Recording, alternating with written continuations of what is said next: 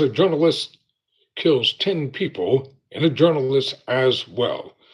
So dozens have been seriously injured as fire engulfs tents used by Palestinian journalists in the hospital complex in Han Yunis. Tyrone Bowman live.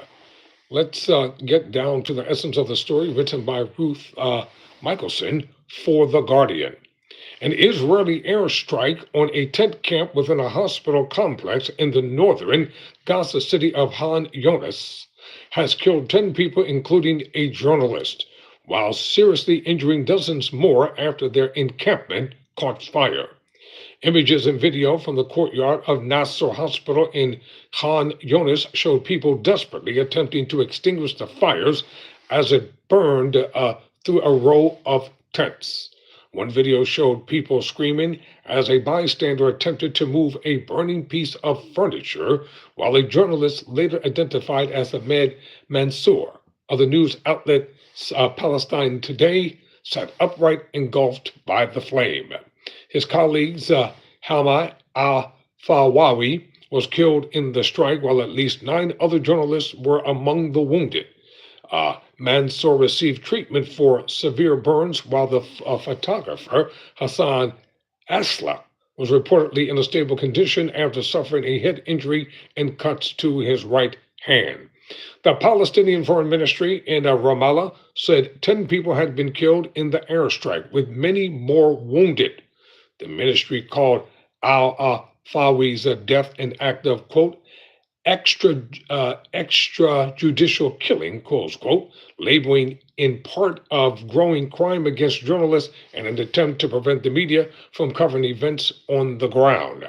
Dozens of journalists in Gaza joined at al-Fawi's relatives to bury the slain reporter in the hours after the attack, placing a blue flak jacket on top of the white shroud covering his body on a stretcher. His killing has brought the number of Palestinian journalists killed since October 2023 to 207, according to the Palestinian foreign minister in the occupied West Bank. Quote, "We will continue to deliver the message and convey the truth to the whole world. This is our humanitarian duty," the journalist Abba Sha'at told Reuters. He said that the noise of the airstrikes had woken them, only for them to see that a nearby tent sheltering their colleagues was on fire. Since the beginning of Israel's bombardment of the Gaza Strip, hundreds of people have sought shelter in encampments in hospital grounds across the besieged territory, hoping that proximity will provide a measure of safety. The Israel Defense Forces, or the IDF, and the Shin Bet security agency said the airstrikes on the hospital grounds was targeting Islah, whom they accused of being a member of Hamas. In a statement, the IDF accused Asla of taking part in Hamas's attack on a string of Israeli towns, and I can't even pronounce this last word. I'm going to spell it. Kibbutzim. I'll try. Kibbutzim on 7th of October 2023, when 1,200 people were killed and 250 were taken hostage. He took part in the attack by uploading footage of looting, arson, and murder to social media. The IDF said Islah has documented the impact of Israeli attacks on Gaza by uploading photos and video to his Instagram page, followed by 571,000 people. His most recent post showed the funeral of the journalist Islam Medad, her blue flak jacket also draped across the white shroud over her body in a burial ritual for journalists. Medad was killed in an attack on the building where she was sheltering with her young son in western Han Yunis. "My daughter is innocent. She had no involvement. She loved journalism and adored it."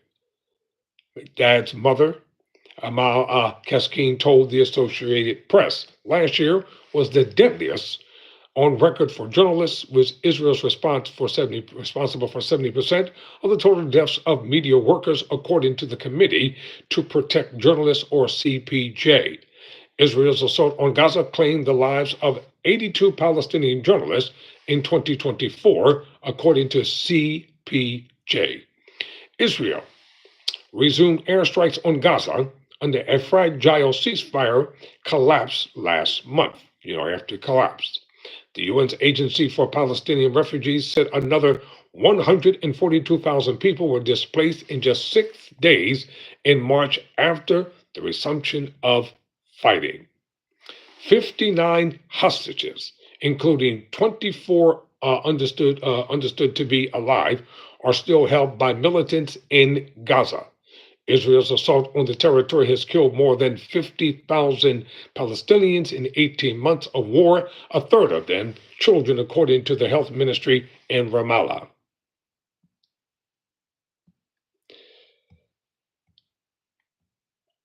Ladies and gentlemen, I will keep you updated on these stories as they continue to develop. So don't forget to subscribe to Tyrone Bowman Live for the latest. Never surrender, never quit.